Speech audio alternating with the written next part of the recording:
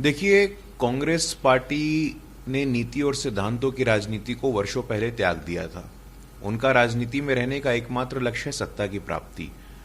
केरल में कम्युनिस्टों से लड़ते हैं, पश्चिम बंगाल में उनके साथ गठबंधन करते हैं।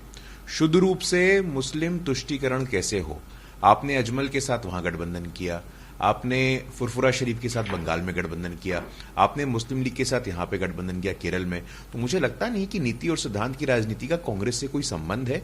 शुद्ध रूप से सत्ता में आना, और केरल की जनता, पश्चिम बंगाल की जनता, असम की जनता उनको इन चुनावों में बता देगी जब वो हाशिए पे आएंगे।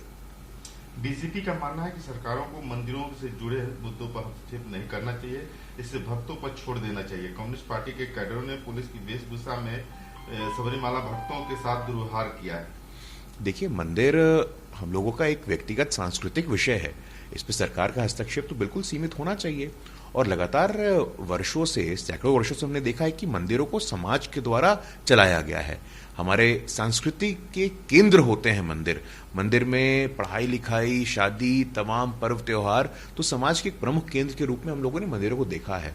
तो सरकार का जितना सीमित हस्तक्षेप हो उतना अच्छा है। ममता बनर्जी ने कहा है कि भाजपा बाहर से गुंडे ला रहे हैं। हम बंगाल से आने वाले लोगों को बहरी गोटो यानी बाहरी व्यक्ति नहीं कहते हैं। उत्तर प्रदेश के गुंडों ने भगवा वस्त्र और पान बाहर चबाने के लिए यहाँ भेजा जा रहा है, वे हमारी संस्कृति को नष्ट कर रहे हैं। देखिए, ममता दीदी ने भगवा रंग का जिस प्रकार से अपमान किया है, जय श्री राम का हम लोगों ने देखा था कि प्रधानमंत्री जी इस बैठक में गए थे, उनको जय श्री राम से आपत्ति है, उनको भगवा से आपत्ति है।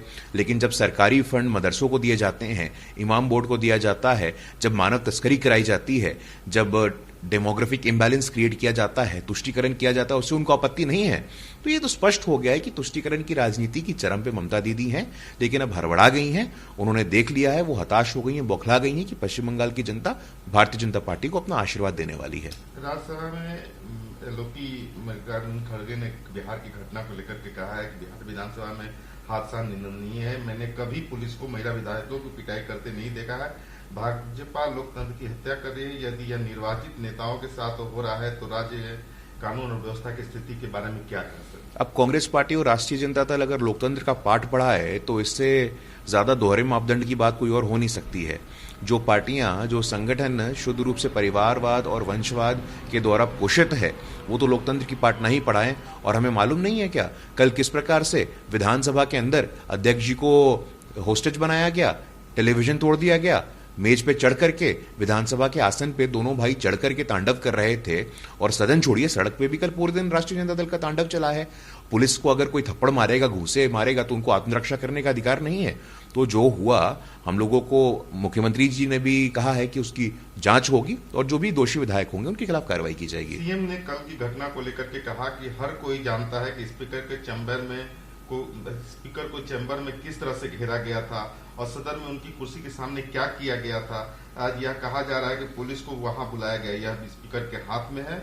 वह स्थिति को नियंत्रित करने के लिए कोई भी मदद ले सकते हैं। कल राम मनोहर लोहिया जी की जयंती के अवसर पे जो अपने आप को स्वघोषित लोहिया के चेले बोलते हैं, उन्होंने उनके आदर्शों को, उनके मूल्यों को तार तार करने का काम किया है। जिस प्रकार का तांडव, जिस प्रकार की तानाशाही, जिस प्रकार की अव्यवस्था राष्ट्रीय जनता दल के जनप्रतिनिधियों ने फैलाया है, ये बहुत ही दर्दनाक है और दयनीय है। 18 राज्यों में कोरोना वायरस के वेरिएंट मामले, 736 नए मामले, अलग अलग तरह के मामले हैं। पहले यह जिस तरह से ब्रिटेन में 736 नए संस्करण के कोरोना वायरस थे, वहीं दक्षिण अफ्रीका में 34 थे, ब्राजील में एक। सरकार संवेदनशील है और वैक्सीन का पहला जो डोज है वो लगभग 5 करोड़ लोगों को लग चुका है। और हम लोगों ने देखा कि 35 वर्ष के ऊपर के सभी लोगों के लिए वैक्सीनेशन 1 अप्रैल से खुल जाएगा। तो निश्चिंत रहिए, सरकार पूरी मुस्तैदी के साथ तैनात है और जल्द से जल्द वैक्सीनेशन के माध्यम से हम कोरोना को हराएंगे।